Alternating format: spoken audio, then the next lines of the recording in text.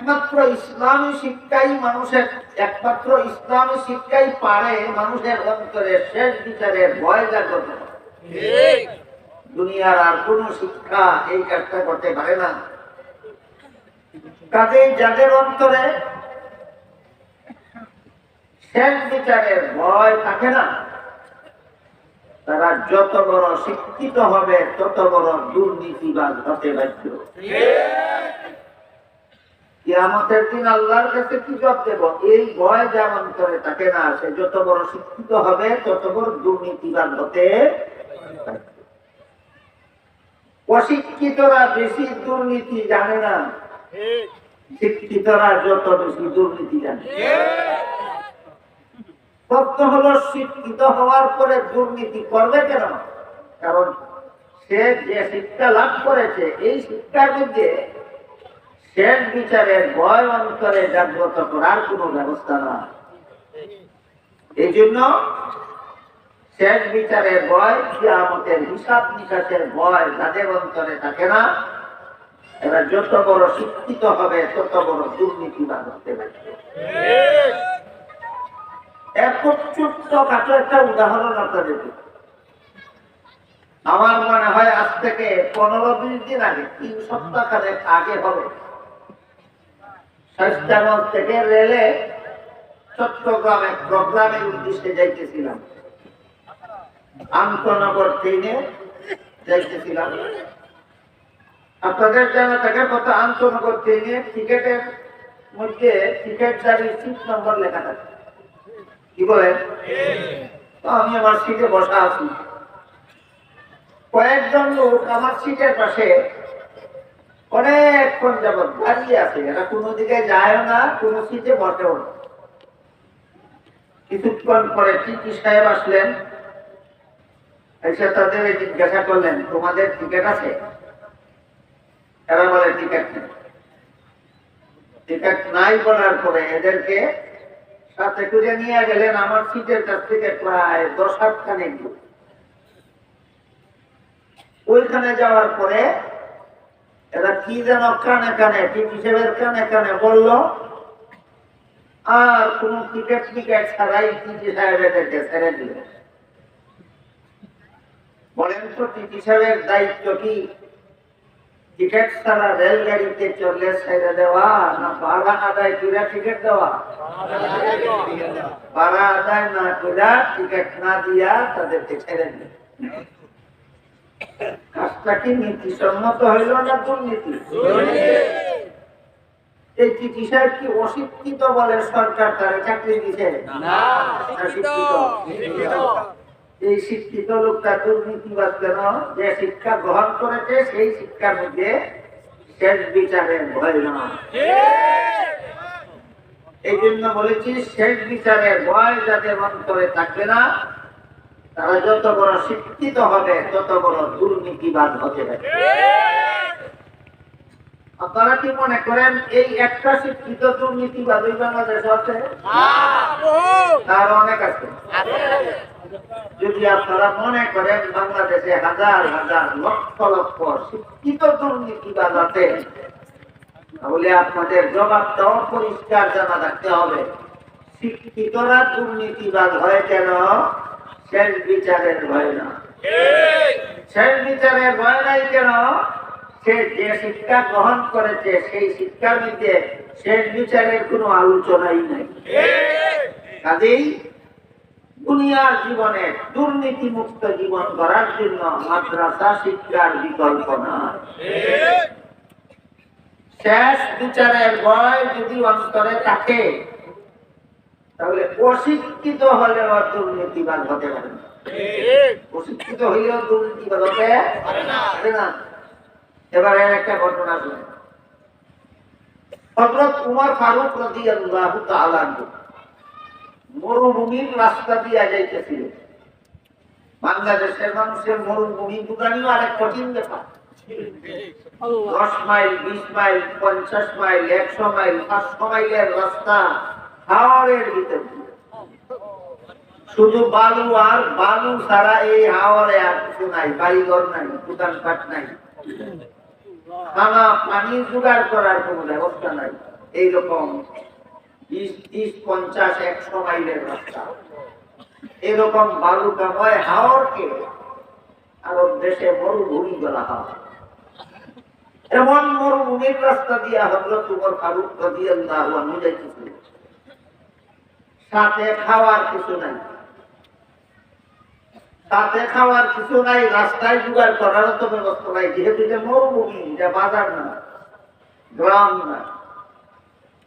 এমত অবস্থায় খলিফা উমরের পেটে কোনো খিদা লাগে, কিন্তু খানা সাথেও নাই, জোগাড় করার ব্যবস্থাও নাই, করবেন কি? সবর করা ছাড়া কোনো উপায় নাই।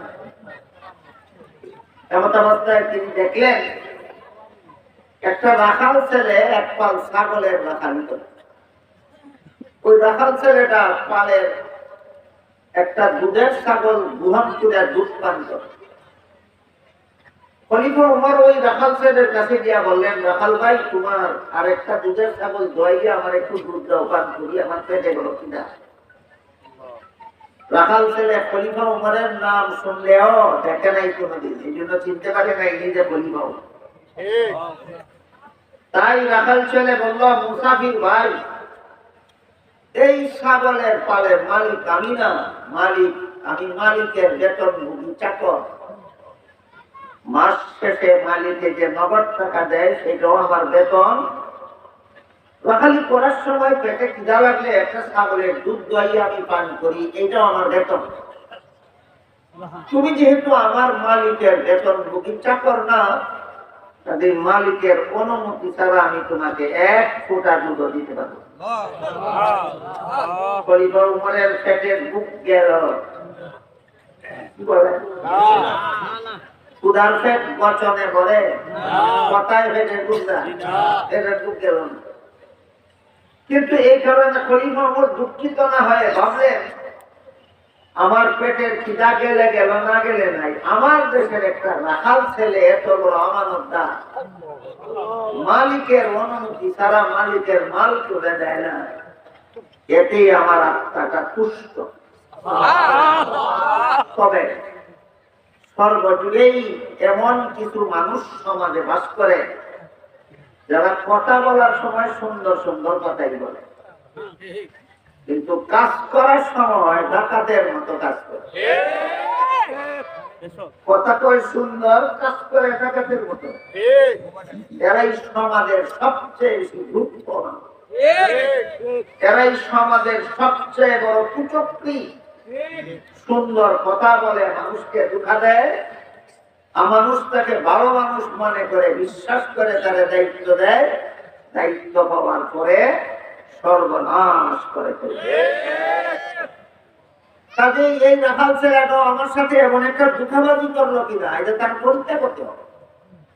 এবার খলিফা উমর রাখাল ছেলে সৎ না অসৎ পরীক্ষা করার জন্য বললেন, ঠিক আছে, তুমি যদি বিনামূল্যে একটা ছাগলের দুধ আমাকে না দাও, তাহলে উচিত মূল্যে একটা দুধের ছাগল আমার কাছে বিক্রি করে দেবে, এতে আমারও একটা উপকার হবে, তোমারও একটা উপকার। আমার উপকার এটাই হবে, আমি এক্ষুনি ছাগল দোহন করে দুধ পান করবো, আমার পেটের খিদা যাবে। আর তোমার উপকার এটাই হবে যে তুমি মালিকে যেই বেতন দেয় সেইটা তো পাইলা, আর আমার কাছে যেই ছাগল বিক্রি করবে এটার মূল্যটা অতিরিক্ত পাইলা, এটা তোমার উপকার।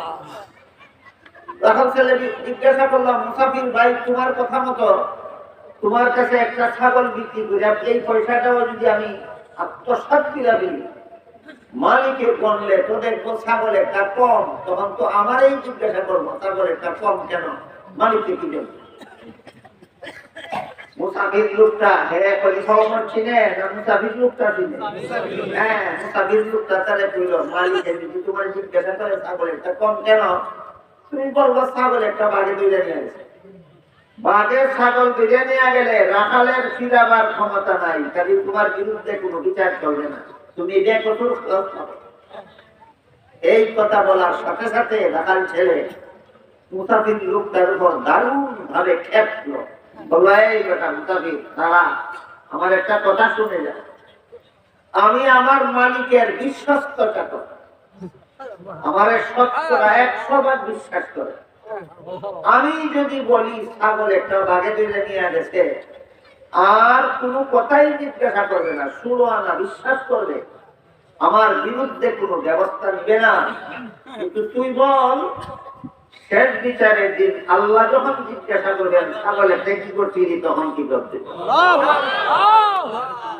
ঘটনা বুঝে থাকতে বলেন, দেখি কল্প কাহিনী না ঐতিহাসিক সত্য ঘটনা? তুমর রাদিয়াল্লাহু আনহু জীবনের ঘটনা বুঝে থাকতে বলুন। খুব বড় শিক্ষিত লোকেরা মালিকের ছাগলের ডাকাতি করে না, অশিক্ষিত। এই একটা অশিক্ষিত রাখাল ছেলে, তাকে এত বড় দুর্নীতি থেকে বাঁচালো কোন জিনিসের ভয়? শেষ বিচারের ভয়, আল্লাহর দরবারের ভয়। এই ভয় মানুষের অন্তরে জাগ্রত হয় একমাত্র মাদ্রাসা শিক্ষার দ্বারা। মাদ্রাসা শিক্ষা ছাড়া শেষ বিচারের ভয় অন্তরে জাগে না।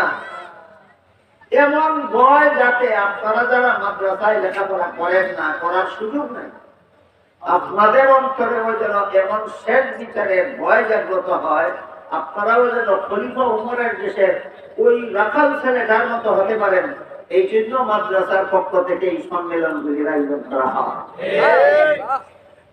তাহলে মাদ্রাসায় যারা পড়েন আর পড়ান, তারাই শুধু ভালো মানুষ হতে চান না সমাজের সবাইকে ভালো মানুষ বানাতে চান?